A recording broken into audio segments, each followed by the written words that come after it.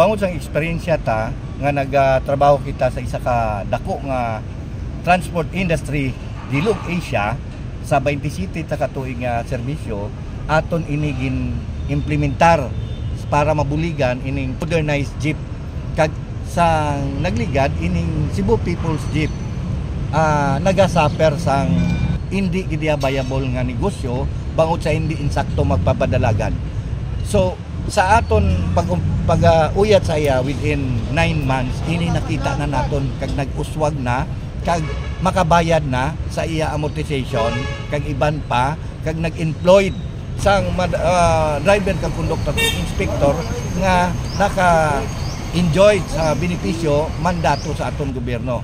Kag may mga palabuton kita nga mga nag-approach sa aton nga mga kliyente naton una ini ang Cebu People's Jeeps kung diin may 350 units with 17 roads. So ang aton handom sini nga mabuligan agod mangin successful ang programa sa gobyerno kay inigin gastuhan sang malapad nga pumuluyo. Paano makabulig ang Transpro Fleet Management Company sa sining Public Utility Vehicle Modernization Program?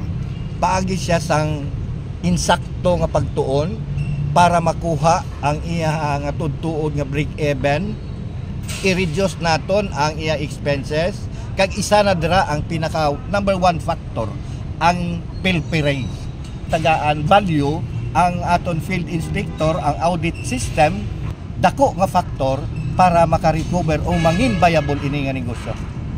Ano gid bala ang fleet management? Mahatag mo lang ang pila ka mga bagay nga masiling taya nga amo niya ang ginatawag nga fleet management. Ang fleet management system nagakover ini sa field operation nga insakto nga pagpadalagan kag ang may specific travel time kag mga guidelines nga ginhatag naton sa field personnel and the rest na ang aton yard. Ang yard butsing ganon amo ni siyang maintenance department kung sa diin padayon kag ang iya PMS o preventive maintenance nga para ini nga salakyan mag-last up to 10 to 15 years.